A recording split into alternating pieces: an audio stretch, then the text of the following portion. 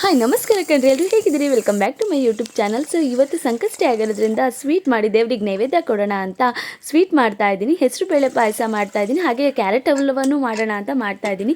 ಒಂದು ಬೌಲ್ ಹೆಸರು ಬೇಳೆನ 3-4 ನೀರಲ್ಲಿ ಕ್ಲೀನಾಗಿ ತೊಳ್ಕೊಂಡು ಅದಕ್ಕೆ 1 ಬೌಲಷ್ಟು ನೀರನ್ನು ಹಾಕಿ ಒಂದು 3-4 ವಿಸಲ್ ಬರೋ ತನಕ ಕೂಗಿಸ್ಕೋಬೇಕು. ಹಾಗೆ ಕ್ಯಾರೆಟನ್ನು ಚೆನ್ನಾಗಿ ತೊಳ್ಕೊಂಡು ತುರ್ಕೋತಾ ಇದ್ದೀನಿ. ಈ ಕಡೆ ವಿಸಿಲು ಬರುತ್ತೆ, ಈ ಕಡೆ ಎರಡೂ ಕೆಲಸ ಆಗುತ್ತೆ ಅಂತ ಮಾಡ್ಕೋತಾ ಇದ್ದೀನಿ. ನಾನು ಕ್ಯಾರೆಟ್ ತುರಿದಾದ ತಕ್ಷಣ ವಿಸಿಲ್ ಕೂಡ ಬಂದಾಗಿತ್ತು.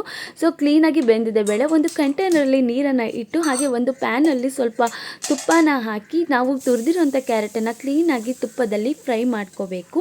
ಎಷ್ಟು ಫ್ರೈ ಮಾಡ್ಕೋಬೇಕು ಅಂದರೆ ತುಪ್ಪ ಎಲ್ಲ ಅದರಲ್ಲಿ ಬಿಡಬೇಕು, ಅಷ್ಟು ಫ್ರೈ ಮಾಡ್ಕೋಬೇಕು. ಹಾಗೆ ಇಲ್ಲಿ ಕೂಡ ಕುದಿ ಬಂದಿದೆ ನೀರು. ಗ್ಯಾಸ್ ಲೋ ಫ್ಲೇಮಲ್ಲಿಟ್ಟು 1 ಬೌಲ್ ಬೆಲ್ಲನ ಹಾಕೋಬೇಕು. ಆದಷ್ಟು ಬೆಲ್ಲನೇ ಯೂಸ್ ಮಾಡಿ, ತುಂಬಾ ಒಳ್ಳೆಯದು ಹೆಲ್ತಿಗೆ. ಸಕ್ಕರೆಗಿಂತ ಬೆಲ್ಲನೇ ಒಳ್ಳೆಯದು, ಟೇಸ್ಟಿಯಾಗೂ ಇರುತ್ತೆ. ಹಾಗೆ ಬೆಂದಿರೋಂಥ ಹೆಸರು ಬೇಳೆನೂ ಕೂಡ ನಾನು ಅದಕ್ಕೆ ಸೇರಿಸ್ಕೊತಾ ಇದ್ದೀನಿ.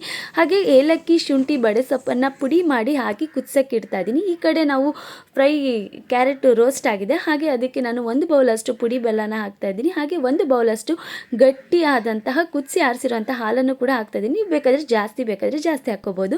ಈ ಕಡೆ ಕುದಿ ಬಂದಿದೆ, ಇದಕ್ಕೂ ಸ್ವಲ್ಪ ಹಾಲನ್ನು ಸೇರಿಸ್ಕೊಳ್ಳೋಣ, ತುಂಬ ಚೆನ್ನಾಗಿರುತ್ತೆ ಟೇಸ್ಟ್. ನೀವು ಬೇಕಾದ್ರೆ ಕಾಯಿ ಹಾಲು ಸೇರಿಸ್ಕೋಬೋದು, ತುಂಬಾ ಚೆನ್ನಾಗಿರುತ್ತೆ. ನಾನು ಬರೀ ಹಾಲು ಹಾಕ್ಕೊಂಡೆ.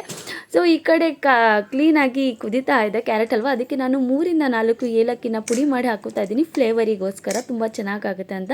ಈ ಕಡೆ ನಾನು ಕಾಯಿ ತುರಿದು ಆಫ್ ಮಾಡಿರೋಂತಹ ಪಾಯಸಕ್ಕೆ ಕಾಯಿನ ಸೇರಿಸ್ಕೊತಾ ಇದ್ದೀನಿ. ತುಂಬ ಚೆನ್ನಾಗಿ ಟೇಸ್ಟಿಯಾಗಿರುತ್ತೆ. ಈ ಕಡೆ ಕ್ಯಾರೆಟ್ ಹಲ್ವನೂ ಆಯಿತು, ಪಾಯಸನೂ ಆಯಿತು. ಯಾಕಪ್ಪ ಕ್ಯಾರೆಟ್ ಹಲ್ವ ಪಾಯಸ ಎರಡೂ ಸ್ವೀಟ್ ಮಾಡಿದೆ ಅಂದರೆ, ನಮ್ಮ ಮನೇಲಿ ಕ್ಯಾರೆಟ್ ಹಲ್ವ ನಾವು ಎಲ್ಲ ತಿಂತೀವಿ, ಬಟ್ ನಮ್ಮ ಮಾವ ಅಷ್ಟಾಗಿ ಇಷ್ಟಪಡಲ್ಲ.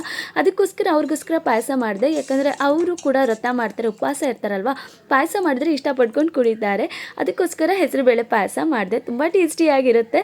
ಇದಕ್ಕೆ ನಾನು ಗೋಡಂಬಿ ದ್ರಾಕ್ಷಿ ಏನೂ ಕೂಡ ಸೇರಿಸಿಲ್ಲ, ಅಷ್ಟೇ ಸಿಂಪಲಾಗಿ ಮಾಡಿದ್ದೀನಿ. ತುಂಬಾ ಟೇಸ್ಟಿಯಾಗಿರುತ್ತೆ.